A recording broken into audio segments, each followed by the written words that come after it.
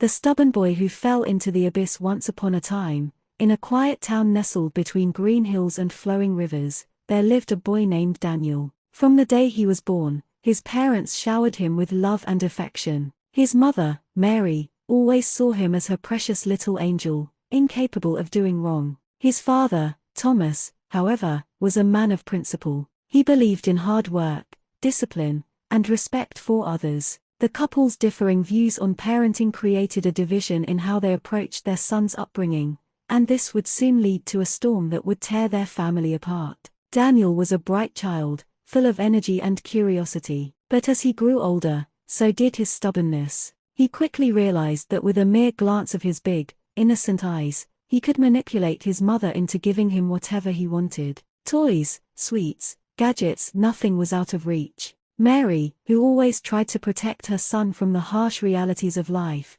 found herself indulging him more than she should have. She would justify her actions by saying, "He's just a child. He deserves everything." Thomas, on the other hand, was more cautious. He warned Mary time and time again that overindulging Daniel would lead to trouble. He needs to learn discipline. He needs to understand that life isn't always about getting what you want. But Mary, seeing Daniel as her little angel, couldn't bring herself to impose any real restrictions on him. As Daniel grew older, his behavior became more erratic. He would skip school, lie to his teachers, and disregard any form of authority. His parents would receive calls from his school, complaining about his constant mischief. His teachers tried to reason with him, but Daniel just scoffed at their warnings. He knew that his mother would always intervene, and she did time and time again. "He's just going through a phase," she would say, brushing off any concerns. But as the years passed, Daniel's defiance grew.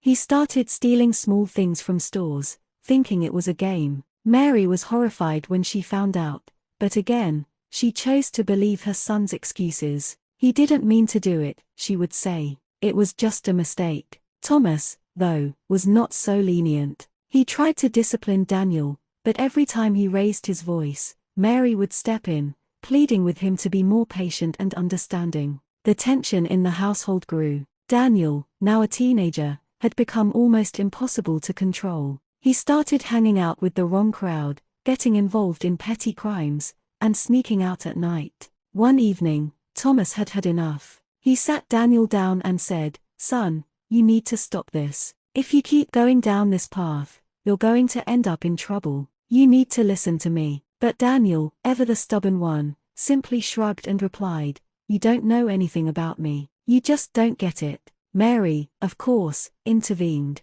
"Please, Thomas, don't be so harsh on him. He's just young. He'll grow out of it." But Thomas's warnings went unheeded. Mary's refusal to see the truth blinded her to the dangerous trajectory her son was on. She believed in him so blindly that she couldn't accept that he was heading toward a precipice. As the years passed, Daniel's rebel lion grew more dangerous. He started to rob local stores, each theft getting bolder and more violent. His friends encouraged him, and soon, Daniel became the ringleader of a small group of delinquents. Mary, in her denial, still believed that her son was capable of turning his life around. But Thomas saw the writing on the wall. "He's headed for trouble, and we're going to pay the price," he would tell her, but she never listened. One fateful day, the inevitable happened. Daniel and his gang decided to rob a local bank. They had been planning it for weeks, meticulously preparing for the heist. Daniel, now 20, had grown cold and hardened by his criminal lifestyle. He was no longer the innocent child who once won his mother's heart with a smile. He was a man who had become numb to everything but his own desires. Thomas had suspected something was wrong when Daniel had come home late the night before. "Where have you been?" he had asked. But Daniel had just scowled and walked away. Later, he heard rumors from neighbors about a bank robbery that was going to happen in the town. Mary, who still tried to protect her son, was oblivious to the seriousness of the situation. She thought that her son would never do something so extreme. But Thomas knew. He tried to stop Daniel that morning, but the boy had already made up his mind. As Daniel and his gang entered the bank, guns drawn, the tension in the air was palpable. The robbery quickly spiraled out of control. A security guard triggered the alarm, and within minutes, the police arrived on the scene. Chaos erupted. Daniel, with fear in his eyes for the first time in years, tried to escape. But as he ran toward the exit, a police officer fired a shot. The bullet struck Daniel in the chest, and he collapsed, lifeless, in front of the bank's doors. Mary was at home when the news came. Her heart stopped when she heard the details. "No, it can't be. My son is dead,"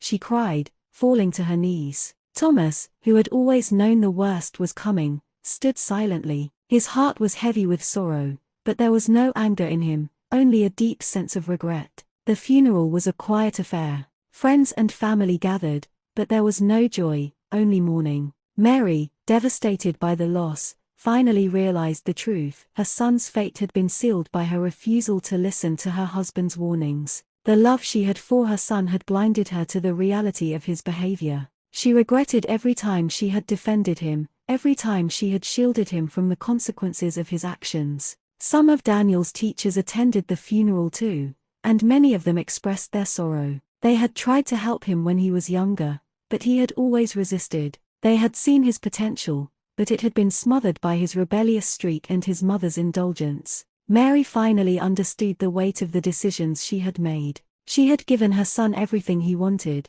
but in doing so, she had taken away the most important thing, discipline. She had thought she was protecting him from the world, but in reality, she had been protecting him from the truth. Years later, after the pain had softened but never disappeared, Mary would often sit by the window, lost in thought. She would remember the boy Daniel used to be and wonder where it had all gone wrong. She would think of the warnings from her husband and her son's teachers, and she would wish, more than anything, that she had listened. But it was too late. Daniel's life, which had been filled with endless potential, had been snuffed out by his own stubbornness and the overindulgence of a mother who could never let him face the consequences of his actions. And in that silence, Mary knew there would be no way to undo the mistakes of the past.